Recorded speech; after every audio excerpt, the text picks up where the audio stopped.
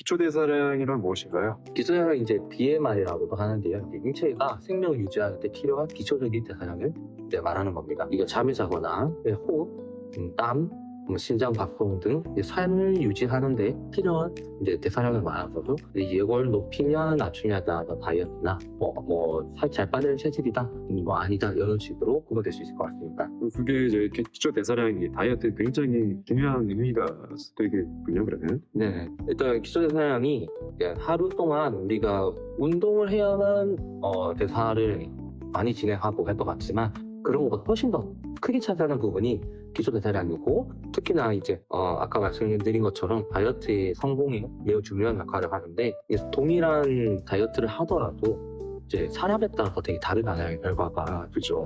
기초대사량이 연관이 많다라고 볼 수 있습니다. 그 기초대사량을 높일 수 있는 방법이 있을까요? 기초대사량은 이제 유전적 이유에 많이 있긴 하겠지만 이제 우리가 개인마다 다르잖아요. 그리고 유전에 따라서 내가 원래 기초가 낮아 이렇다고 해서 포기할 수 없는 부분이죠. 기술 높이는 부분에서 가장 효과적이거나 효율적인 부분은 그냥 운동이라고 할 수 있습니다.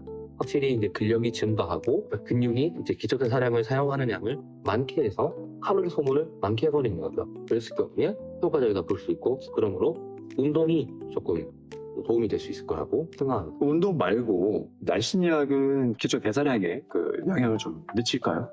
높인다든지 또 이제 기초대사량을 높일 수 있는 어떤 보조적인 역할을 좀 한다든지 그런 부분이 좀 있을까요? 네, 그렇죠. 이제 저희가 이제 한방 다이어트라고 하면 이제 마왕이라는 약들을 떠올리는데요. 거기에 들어가 있는 성분인 에피드린 같은 성분들이 심장보다 많이 사용할 수 있게 하고, 그러다 보니 대사를 조금 더 많이 일으키겠죠.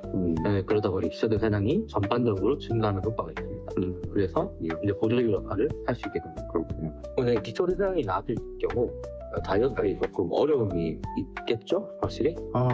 그쵸. 당연하죠. 그리고 병원에 오시는 환자분들을 보면은 거의 대부분 기초대사량이 굉장히 낮아져 있어요. 그래서 이 기초대사량 저는 포인트를 물론 이제 직접적으로 지방을 연소시키고 체지방을 이렇게 줄이는 것도 중요하지만 사실 이 효율적인 다이어트가 되기 위해서는 물론 기초대사량이 높아져야 되는 거죠. 네. 거의 대부분의 이제 환자분들한테 이제 기초대사량을 이제 높일 수 있는 부분에 대해서 좀 더 어떤 강조를 하고, 그런 이제 어떤 약을 통해서 습관을 통해서 좀 이제 기초대사량을 좀 올리면서 좀 더 효율적인 다이어트를 좀 할 수 있게끔 그렇게 좀 유도를 하는 편이죠.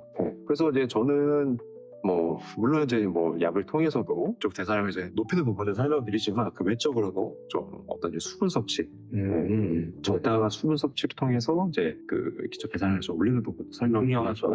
또 아까 말씀하신 운동, 근력 운동. 하지만 이제 너무 과도하지 않게, 그렇죠. 적당한 어떤 근력 운동을 통해서 근량을 좀 높여줌으로써 이제 기초 대사량을 더 올릴 수 있는 부분도 설명을 드리고요. 그리고 수면. 충분히 수면을 주무시면서 그렇게 해야지만 이제 좀 더 편하게, 좀 더 이제 좀 힘들지 않게 다이어트를 좀 할 수가 있는 거죠. 원장님, 기초 대사량을 계산하는 방법이 따로 있을까요? 기초대사량은 이제 헬스 베네피트식이나 여러 가지가 있어요. 근데 이건 사실은 되게 다양하고 너무 많다 보니까 온라인에 꼭 찾아보고 있어서 사실이나 아니면 정말 직접 가셔서 전문 장비를 이용하셔야 되는데 사실 저희가 이걸 그냥 하기는 힘들잖아요. 그렇죠. 기초 대사량을 우리가 집에서 사실 이거를 계산하거나 그러는 경우는 없죠. 저희는 그냥 사실은 기계 장비를 이용하지 이걸 식을 하고 있지는 않죠. 그렇죠. 보통은 이제 장비라고 하면은 흔히들 이제 많이 사용하는 일반인들의 그 자동분 검사를 통해서 하는 게 제일 사실 간단하고 거의 대부분 오류가 있을 수는 있지만 요즘에는 이제 집에서도 사용할 수 있게 나오니까 내가 꾸준한 다이어트나 식단이나 식이나 내 몸이 변하는 걸 느끼고 싶다 하시는 분들은 좀 그런 것도 구비해놓으시면 좋지 않나. 또는 정말 그걸 알고 싶다 하면은 가까운 병원에 병원에서 또는 이제 날씬약 지정에 방문해 돈 말고 다 있으니까. 그렇죠. 검사를 해보는 것도 좋은 방법일 수가 있겠네요. 원장님, 칼로리 적자라는 게 도대체 무엇인가요? 그러니까 적잖아요. 그러니까 우리가 총량보다 적은 거겠죠. 총 사용할 양보다 이제 섭취한 게 너무 적어버려서 적자가 난 상태인 거예요. 그럼 이제 몸 입장에서는 우리가 적자가 나면 갚아야 되듯이 몸도 이제 에너지를 다시 채워야 되겠단 말이죠. 그렇죠. 그런 과정에서 이제 체중이 감소를 할 수 있는 상황이 돼요. 네. 지방을 가지고 있던 체지방을 태운다든지 네. 그런 상황이 되는데 처음에 효과가 좋지만 이걸 계속 반복해버리면 몸 입장에서는 위협 신호로 인식을 하게 되죠. 그러니까 사실 위협 신호를 인식하기 때문에 에너지가 부족해서 더 가지고 있던 걸 끄집어내서 채우는 거라서 네. 너무 과도하게 했을 때는 조금 아, 부정적인 영향이 있을 수 있습니다. 그 적자도 뭐 적당히 어떤 이제 그런 수준을 유지를 해야지. 언제나 균형이 중요하죠. 그렇죠. 이게 너무 많이 빚을 내면 안 되는 거죠. 사실 날씬이를 찾으시는 분들이나 네. 다이어트나 이런 거 생각하시는 분들은 흑자인 상태라고 그렇죠. 볼 수 있죠. 흑자에서 남은 걸 계속 우리가 사실 체지방으로 저장하고 있는 거였습니다.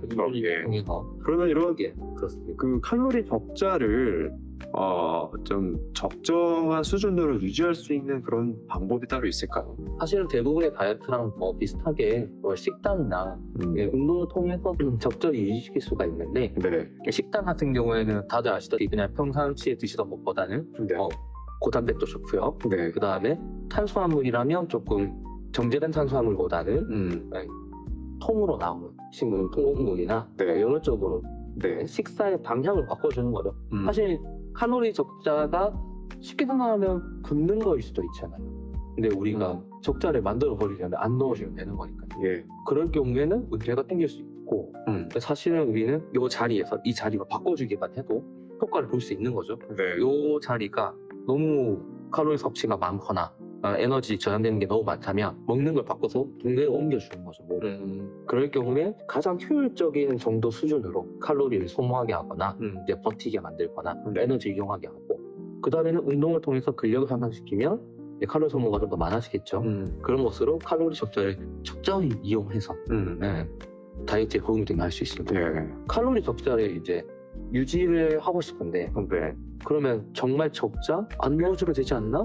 네. 극단적으로 식단을 줄이겠다 라고 했을 때 이제 문제가 생길 수 있잖아요. 그런 게 왜 필요할까요? 사실 뭐든지 사실 극단적인 거는 좋지가 않겠죠. 예, 너무 극단적으로 이제 칼로리 저하시키고 뭐 먹는 거를 뭐 제한하고 그러다 보면 결국에는 아까 말씀드린 그 이제 우리가 아까 봤던 이제 기초 대사량 굉장히 이제 중요한 부분이죠. 기초 대사량이 저하가 되는 게 일단 첫 번째가 되잖아요. 또 하나는 이제 당연히 근육이 빠져나가겠죠. 예, 근육이 손실이 되면서 어떤 건강상의 문제로도 이어질 수가 있고 또 결국에는 이제 또 결국 이제 악순환인 거죠. 기초 대사량이 낮은 게 더 잦아지는 거고 또 이제 뭐 영양 결핍 충분히 어떤 그래도 최소한의 기본적인 어떤 영양소 들어가야 되는데 극단적으로 제한해버리면은 우리가 이제 꼭 필요한 살아가는 데서 꼭 필요한 어떤 영양소의 섭취가 이루어지지 않으면서 그거에 따른 이제 여러 가지 문제점이 발생이 될 수가 있는 거겠죠. 질병이든 스트레스이든 몸의 컨디션이든 다이어트도 결국에는 처음에는 좀 빠지는 것 같다가도 이 다이어트가 사실 이게 단기전이 아니잖아요. 장기적으로 가야 되는데 단기적으로 봤을 때는 이제 결국에는 이제 이런 부분들이 이제 쌓이면서 결국 이제 안 좋은 쪽으로 좀 흘러갈 수가 있는 거죠. 이제 우리가 칼로리를 잘 사용하는 데 있어서 네. 아니면 칼로리를 적게 칼로리를 몸에 무리가 가지 않는 선에서 네. 최대한 효율적으로 사용한다고 썼을 때 네. 그래도 먹기는 먹어야 되고 운동도 한다고 네. 했을 때 네. 활동량이 적은 날이 있을 수 있단 말이죠. 그런 말을 너무 늦게 나왔다든지 네. 오늘은 날씨가 너무 안 좋아서 나가지 못했다든지 네. 그럴 때는 이제 우리가 칼로리를 좀 더 적게 먹어야 할 수도 있잖아요. 활동량이 적은 날에는 에너지 소비가 줄어들 수 있잖아요. 네. 그럴 때 이제 칼로리를 좀 어떤 식으로 하는 게 좋을까요? 사실 우리가 그 활동량이 적은 날에 굳이 사실 필요한 칼로리를 뭐 평상시랑 똑같이 또는 뭐 평상시보다 더 많이 그거를 이제 쌓을 필요는 없는 거죠. 네. 그러니까 그 습관적인 부분인 것 같아요. 제가 봤을 때는 활동량이 적거나 좀 그만큼 이제 우리 몸에서 필요 이상의 칼로리가 필요하지 않을 때는 그만큼 사실 적게 먹는 게 맞죠. 다만 네. 수분 섭취를 좀 충분히 해주면서 그거를 이제 내가 좀 활동이 적은 날은 먹는 것도 좀 줄이고 활동이 많은 날은 그거보다 조금 더 먹을 수가 있는 거고 근데 이제 과도해지면 안 되겠죠. 네네. 그거는 이제 습관이 들어야 되는 것 같아요. 습관적으로 적게 먹고 좀 많이 활동했다 그러면 조금 뭐 평상시보다 조금 더 활동에 따라서 어떤 소비되는 칼로리는 다른 그때마다 다를 수가 있기 때문에 그런 부분들을 통해서 좀 조절을 해야 되지 않을까. 네네. 네, 결국 이게 습관의 문제인 것 같습니다. 체력이 증가하게 된 이유가 습관을 바꿔야 되는 부분이라서 네. 바꿔야 되는. 대부분 이제 습관을 바꾸기 위해 약을 먼저 찾으시니까 약은 사실 저는 이제 서포터라고 생각을 많이 맞아요. 저도 그렇습니다. 그냥 결국에는 저도 맨 처음 상담할 때는 식단이든 수면이든 이런 걸 먼저 좀 공부를 해보셔라. 그럴 경우에는 네. 훨씬 좋다. 네. 이 약을 쓸 수 있는 기간은 그래도 그렇죠. 어느 정도로 정해져 있으니까. 그렇죠. 그렇게 저도 말하고 있습니다. 습관을 결국에는 이제 안 좋은 습관을 좋은 쪽으로 바꿔야 되는데 사실 그게 쉽지가 않거든요. 네. 근데 그런 습관을 좀 더 바꿔줄 수 있는 어떤 이제 좀 보조적인 역할을 하는 게 약이라고 봐요. 그래서 날씬약을 통해서 그런 이제 습관적인 부분들도 좀 더 좀 수월하게 좀 바꿀 수가 있는 거죠. 예. 뭐 말씀하신 것처럼 뭐 약을 사실 언제까지 계속 먹을 수는 없기 때문에 그때 약을 복용하는 그 기간 동안에 어떤 좀 올바른 습관을 좀 만들어 놓으면은 이제 이후에 이제 약 없이도 그거를 이제 잘 유지를 해나갈 수가 있는 또 있겠죠. 아무래도. 예. 너무 당연한 질문일 것 같습니다. 네. 체지방은 다이어트 할 때 무조건 줄여야 할까요? 줄여야죠. 예, 무조건 줄여야죠. 무조건 줄여야 되는데 그걸 이제 너무 이제 과도하게 줄이는 거는 뭐든지 과도한 거는 좀 일반적인 건 좋지 않죠. 결국에는 이제 우리가 목표가 결국에는 이제 체지방을 이제 줄이는 게 목표죠. 예. 그리고 근육량을 줄이면서 다이어트를 하잖아요. 우리가 체지방을 거의 대부분의 이제 환자분들이 체지방이 쌓여서 체중이 이제 증가하고 그런 거기 때문에 1차적인 건 사실 체지방을 줄이는 게 맞죠. 예. 너무 줄였을 경우에 네. 사실은 지방이라는 건 호르몬의 재료가 되기 때문에 네. 호르몬의 불균형이나 맞습니다. 예. 면역 저하 같은 것들이 생길 수 그렇죠. 있어서 예. 사실은 너무 극단적인 건 좋지 않지만 그렇죠. 예. 그래도 우리의 목표는 체지방 근육이나 다른 것보다는 체지방이 체지방이 앞서다. 그렇죠. 네. 그러면 체지방이 아닌 근육량이 많으면 체중 감소에 도움이 될까요? 근육량이 많으면 체중을 감량하는 데 도움이 됩니다. 그 이유는 이제 근육량이 증가가 되면 이제 다이어트에서 굉장히 중요한 즉 대사량이 올라가기 때문에 결국에는 체성분 검사가 굉장히 중요한 거예요. 네네. 그렇죠. 내가 한 달이나 했는데 뭔가 빠진 것 같은데 체중계가 올라가 보면 체중이 변화가 없어요. 근데 체성분 검사를 해보면은 지방 빠질수록 근육량은 늘어나는 경우가 굉장히 많거든요. 네. 사실 그거는 성공적인 다이어트, 굉장히 가장 성공적인 다이어트라고. 이상적이죠, 상당히. 그렇죠. 근육이 사실은 또 그러니까 수분이 많기 때문에 예. 좀 무겁잖아요. 그렇죠. 예. 그래서 우리가 건강. TV에서 많이 보는 이제 아이돌 같은 분들도 네. 상당히 말라 보이지만 네. 되게 그 근육으로 탄력이 있다라고 표현할 수도 있는 거죠. 그렇죠. 예. 근육은 밀도가 좀 높으니까. 그렇죠. 예. 간혹가다 이제 환자분들 보실 때 열심히 하셔서 한 달 동안 또 열심히 하시고 오신 분들 다시 또 이제 그 인바디 검사를 하면 근육이 너무 많이 빠지는 경우가 있는데 맞아요. 예, 골격근량이라고 하죠. 네. 그게 이제 빠져 있는 경우가 있는데 사실 그러면은 그 성공적인 다이어트가 아닌 건가요? 실제적으로 근육이 빠진 건가요? 초기에는 그럴 수 있다고 생각을 해요. 네. 초창기에는 다이어트를 하시는 분들이 처음부터 식단을 정말 잘 지켜서 다이어트에 도움이 될 만한 식단으로 네. 꾸준히 드시면서 하진 않으시거든요. 네. 그리고 처음에는 저는 운동을 조금 피하라고 말씀드려요. 네. 그러다 보니까 네. 무게가 나가 있는 상태에서 관절에 네. 무게가 갈 수 있고 시작을 할 때 사람들이 다 열심히 해야지. 네. 운동도 좀 테니스나 이런 과한 걸 좀 끊게 되고 네. 그런 와중에 식사는 확 줄여요. 네. 그러다 보니까 수분, 네. 근육량, 체지방까지 다 같이 빠지는 경우도 많고요. 그런 상황에서는 여러 가지 종합해서 봐야겠지만 근골격 양이 줄어들었다고 해서 그렇게까지 문제가 있다고 생각하지 않지만 여러 가지 좀 고려해봐야 될 것 같습니다. 수분이 빠져나가는 거는 어떻게 표기가 되나요? 체수분 양으로 되어 있는데 예. 그 체수분 양이 빠져버린 경우에는 사실은 마른 수건을 우리가 물에 적셔도 몸이 부어있다는 의미죠. 그 짠 것과 비슷하기 때문에 네. 수분만 너무 빠져버리면 네. 사실은 다시 참도 쉽다고 생각합니다. 아마 염분과 관련이 제일 많겠죠. 그래서 우리가 다이어트를 할 때는 네. 뭐 속을 먹지 마라, 라면은 안 된다, 네. 김치게 먹지 마라, 뭐 이런 것들이겠죠. 간혹가다 보면은 이제 환자분들 중에 처음 오셨을 때 이제 수분이 많으신 부종이 많은 분이 있고 그런 분들이 이제 한 달 후에 오셨을 때 수분이 많이 빠져나가는 경우가 저는 많이 봤거든요. 네. 그런 부분은 어떻게 생각하시나요? 저는 개인적으로 좀 긍정적으로 저도 그랬을 때 그것은 이제 치료의 방향을 좀 봐야 될 것 같아요. 부종의 치료. 그냥 우리가 수분을 몸에서 잃어버린 것이 아닌 네. 저류되어 있던 네. 물이 빠졌다라고 생각하시는 게 네. 맞거든요. 그런 부분이 그 이제 환자에 따라서는 날씬약이 그런 부분에 있어서도 도움이 되는 부분. 사실 원장님께 이게 그런 경험을 많이 보시잖아요. 타타한 사람이 체수분이 확 떨어지는 거야. 네. 그다음에 누가 봐도 네. 부어있을 것 같은 사람이 네. 체수분이 빠지는 경우. 네. 근데 그럴 때는 체수분만이 아니라 아까 말씀드린 다른 지표들이 같이 좋아져서 기초대사량이 같이 증가하는 네. 다른 지표들이 같이 좋아지기 때문에 네. 판단을 조금 그래서 이게 결국에는 저희가 있는 이유가 그냥 체중의 숫자만을 보고 우리가 다이어트 하는 게 아니기 때문에 좀 같이 많이 이야기를 상담을 많이 해야 된다고 생각을 해요. 우선 그래도 체지방 감소와 근육량의 증가는 동시에 가능한 부분이 있나요? 그래서 이제 저희가 생각하는 가장 이상적인 상황, 네. 뭐 운동을 통해서 체중을 감소하세요 라고 했을 경우에 우리가 정말 운동을 적절히 네. 잘 해낸다면 근육량이 증가하고 네. 거기에 따라서 체지방량이 감소하기 좀 비장하게 증가할 수도 있고요. 네. 그래서 가축이 가능합니다. 생각할 때도 역시나 이제 칼로리는 조금 고민을 하시고 먹는 거에서 단백질을 조금 더 섭취해 주시면서 서포트해 주시면 편이 좋죠.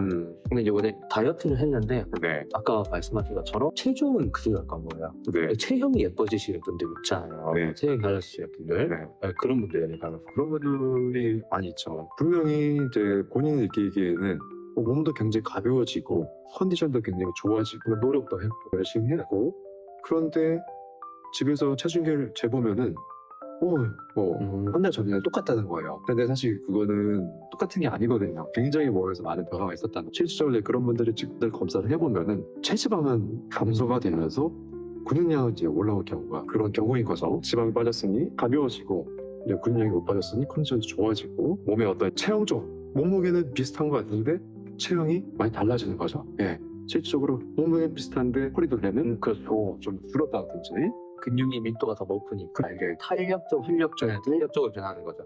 힐링이 되는 거죠, 사실은. 제일 좀 이상적인 다이어트 방향인 거죠. 네. 저는 그래서 사실 다이어트를 할 때 저희와 상담하기 전에 집에서 웬만하면 체중이 재지 말라. 상처상 되게 노력을 했는데 잘 안 된다고 느껴버리면 힘이 빠져. 맞아요. 그래서 저도 그렇게 말씀을 드리는데 사실 사람이 확인을 받고 하는데 있으니까. 확인을 하고 싶거든요. 그래서 저도 체중이 올라가는 거는 원칙적으로는 그래도 뭐 2주에 한 번 정도 참아야 되는 게 사실 맞긴 한데 사실 그게 안 되기 때문에 체중계에는 매일 아침마다 올라가지 마시고 정말 궁금하시면은 뭐 일주일에 한 번 정도만 올라가서 확인을 하셔라. 다만 단순한 그 체중만 나오기 때문에 정확하지 않기 때문에 그거에 따라서 너무 스트레스 받지 말라. 저는 2주에 한 번 정도는 꼭 담내주면 좋겠다라는 말씀 드리거든요. 네, 그래서 같이 또 어떤 부분이 잘못되는지 수정할 수 있고 고민할 수 있습니다. 맞습니다. 네, 같을 거라고 생각합니다. 비슷하지 않을까라고 생각합니다. 원장님, 이 수분 섭취가 체중 감량에 어떤 도움이 될까요? 그렇죠. 수분 섭취는 우리가 대사를 일으키기 위해서는 광합성에는 햇빛이 필요하다. 우리 몸에 대사가 일어나려면 물이 언제나 필요하셨으니까 물이 들어가서 지방 연소를 훨씬 더 돕고 촉진하고 그다음에 체내에 원래 이제 쌓여있던 노폐물, 독소 등을 이제 배출할 수 있어서 도움이 많이 됩니다. 물을 식사 전에 조금 한몸 해주시면 네. 조금 이제 포만감이 있어서 그것도 나름 도움이 돼요. 그럼 다이어트 하면서 네네. 물을 그럼 많이 마셔야 되는 건가요? 저는 그렇게 생각을 하는데 네. 이제 사실 이제 처음에 수분이 좀 빠진 경우가 많잖아요. 네. 그러다 보니 좀 더 채워준다는 의미로라도 좀 섭취를 해주시면 좋을 것 같습니다.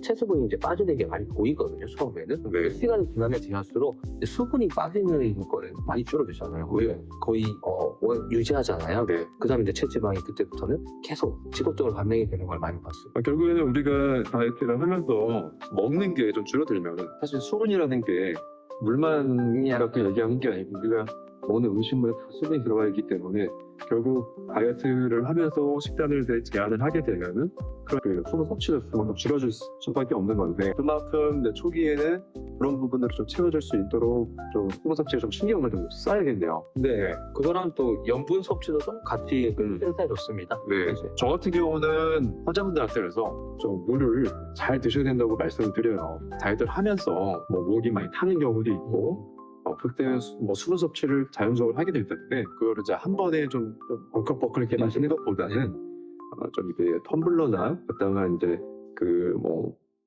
물통을 들고 다니시면서 그냥 조금씩 자주 이제 섭취를 하라고 이제 말씀드려요. 그래서 우리 몸의 어떤 수분 밸런스도 좀 계속 유지를 시켜주면서 좀 배설량을 꺼려지지 않게끔 잘 좀 네. 유지를 하게끔 이제 그런 쪽으로 이제 방법적인 수행을 좀 하는 편이죠. 예. 사실 식사량이 줄어들다 보니까 자연스럽게 수분 섭취가 줄어들고 염분 섭취가 줄어드는데 네. 물을 순간적으로 막 들이키기만 한다. 그러면 이제 몸에서 그 상상성이 이제 문제가 생기게 맞아요. 예. 그래서 처음에 식사를 잘 못하거나 수분이 많이 빠질 때는 조금 신경을 써서 이용료를 다 이렇게 많으니까 네. 저 같은 경우 사실은 물에 소금을 담궈놨다가 이제 먹기도 했는데 네. 안 담은 뭐 이용음료나 이런 게 일단 좀 이용하는 것도 방법이 난다 싶습니다. 네. 왜냐면 커피나 차도 수분 보충에 이제 포함이 되나요? 네, 그 커피나 차도 수분 섭취에 포함이 됩니다. 다만 커피가 이제 카페인이 들어있는 음료 같은 경우에는 또 이제 이뇨 작용을 하기 때문에 커피를 많이 마시면은 그만큼 수분 배출도 더 많아지는 거죠. 커피를 많이 드신다고 하면 그만큼 사실 수분을 이제 섭취를 해주는 부분이 좀 필요할 겁니다. 다만 이제 그런 이제 커피의 어떤 이제 카페인의 이뇨 작용이나 커피를 좀 과도하게 먹으면서 야식약까지 같이 드시게 되면은 그러면 사실 좀 그런 불편감, 그래서 수면의 어떤 이제 질이 좀 떨어진다든지 그런 부분이 있을 수가 있기 때문에 커피는 사실 좀 제한을 합니다. 저 같은 경우는 하루에 아메리카노 기준으로 해서 한 잔 정도만 드실 수 있게 그렇게 좀 제한을 하고 이제 물을 거해서 수분 섭취를 이제 같이 좀 보충 이제 해주는 편입니다. 네. 오늘은 그 단백질, 탄수화물, 지방 필수 영양소죠. 이거는 이제 각각 다이어트에 어떤 역할을 합니까? 일단 우리가 탄단지라고 하는 필수성도 되잖아요. 네. 탄단지에서 탄수화물 같은 경우는 이제 바로 수치는 에너지원으로 사용을 했을 것이고 단백질 같은 경우는 이제 근육을 많이 떠올리시겠죠. 그다음에 회복에서 상당히 중요한 역할을 합니다. 네. 그리고 이제 지방은 호르몬 조절이나 비타민 흡수 각도도 많이 필요하기 때문에 적절히 섭취하는 게 상당히 중요합니다. 네. 그럼 다이어트를 하면서 사실 이런 이제 필수 영양소의 어떤 불균형이 생기지 않도록 식단을 잘 짜야겠네요. 네. 그래서 이제 식단에 사람들이 이제 탄수화물, 단백질, 지방을 그냥 이렇게 말해버리면 네. 사실 아무거나 먹어야 하는 것 같잖아요. 왜? 정제되지 않은 탄수화물, 그다음에 좀 고단백, 그다음에 좋은 지방. 좋은 지방이 하면 쉽게 말해서 이제 자연 상태에서 바로 나온 이제 볶거나 하지 않은 아보카도나 올리브 오일이나 그냥 고기에 붙어 있는 것도 괜찮아요. 자연 상태에 있던 것들을 조금 추천하는 편이고요. 그다음에 만약에 이것만으로도 식사량이 줄어들거나 해서 좀 부족하다. 이제 영양제 같은 걸 같이 드시면 도움이 되지만 그럴 때는 꼭 좀 상담을 해보시고 나서 드시는 걸 추천합니다. 특정 영양소가 이제 부족하면 체중 감량에도 이제 도움이 안 될 수 있잖아요. 그렇죠. 어떤 경우일까요? 먼저 단백질이 부족하게 되면은 그리고 손실로 이어지기 때문에 이제 기초 대사량이 저하가 되고 그만큼 체중 감량이 더 이제 어려워지는 그런 영향이 좀 있을 수가 있고요.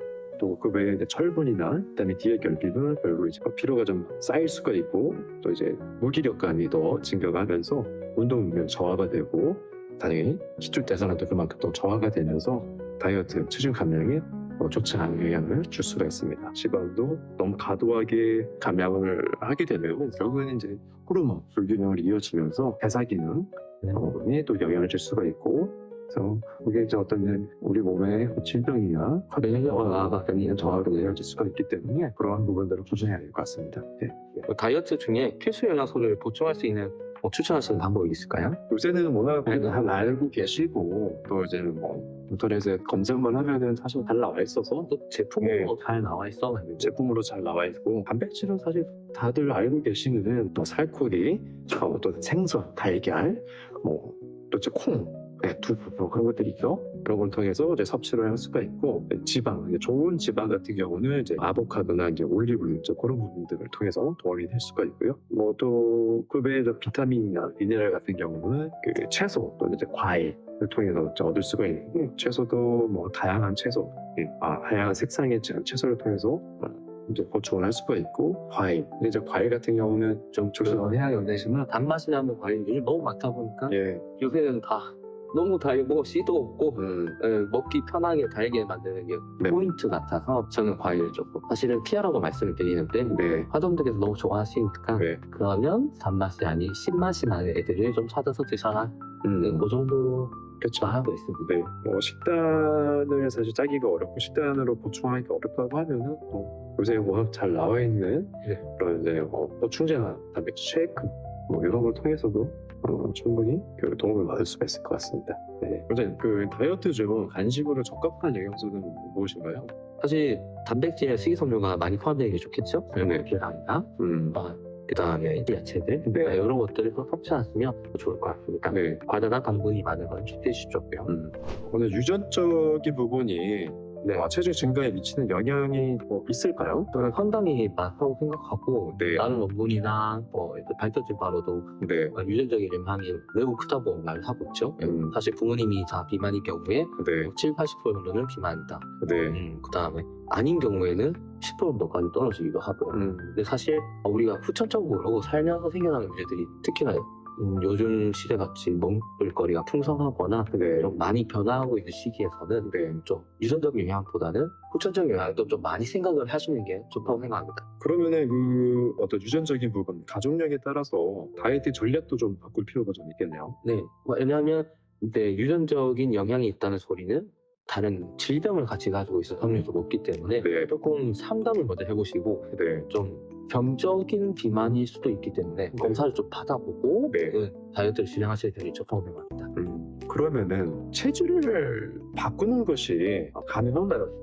체질 바꾼다는 데에서 사람들이 많이 말씀을 하시는데 네. 완벽하게 바꾸거나 할 수는 없겠죠. 네. 우리가 정말 운동을 많이 해서 제가 만약에 김종국 술이 같은 몸이 되었다고 생각을 하는 거예요. 네. 그러면 일단 기저대사량이 높아져 버렸고 네.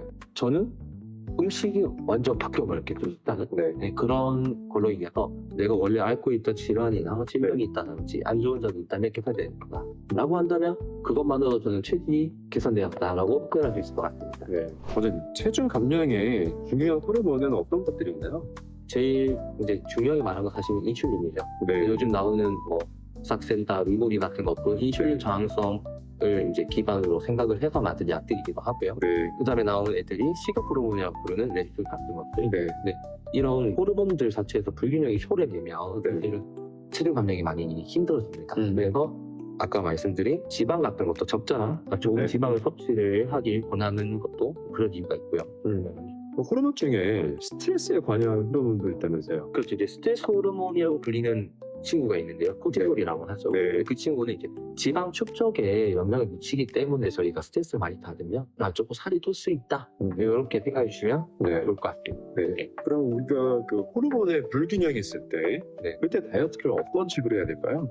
일단은 저는 검진을 먼저 받아보는 게 제일 중요하다고 생각합니다. 네. 그래서 정말 약이 필요하거나 네.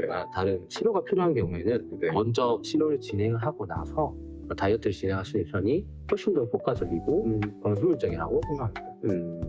그럼 호르몬에 어떤 이제 문제가 있어서 관련된 약을 드시는 분들도 날씬 약을 드실 수가 있는 거고요. 예전에 충분히 진행해봤고요. 우리가 다이어트를 진행했잖아요. 네. 위고비, 삭센다 이야기를 많이 하지만 네. 다 당뇨 치료로 받다가 네. 체중이 감소되는 걸 목격하다 보니까요. 네. 사실은 다 몸 분비기에서 일어나는 일이기 때문에 네. 다르다고 보면 좀 힘들 것 같고 네. 같이 생각을 해서 네. 치료를 진행하는 편이 좋을 것 같아요. 그러면 그런 불균형이 있어서 있는 분들도 어떤 이제 호르몬 인상 때문에 체중이 또 이제 또 증가가 돼 있고 그런 분들 같은 경우는 오히려 이제 날씬약을 드시면서 체중이 감량이 되면은 오히려 또 그런 부분에서 수는 불명이 좀 될 수가 있긴 합니다. 그래서 이제 인슐린에 대해서 우리가 생각을 많이 하지만 네. 사실 위고비 삭센다만 나왔대서 게임 체인저다, 대단한 약이다라고 하지만 그 약들을 투여하고 나서 네. 체중이 감소되면 네. 일어나는 것들이 그 약의 장점이라면 체중 감량이라든지 네. 호르몬 불균형이 좋아진다든지요. 사실 그건 식단으로 체중만 감량했어도 그쵸? 되는 일이었다. 네. 사실 부작용도 반대로 똑같은 거고요. 그쵸. 네. 네. 그래서 사실 우리가 관리의 측면에서 결국에는 체중을 숫자를 줄인다 여기서 끝나지 않고 그 뒤에 관리가 사실 더 중요하다고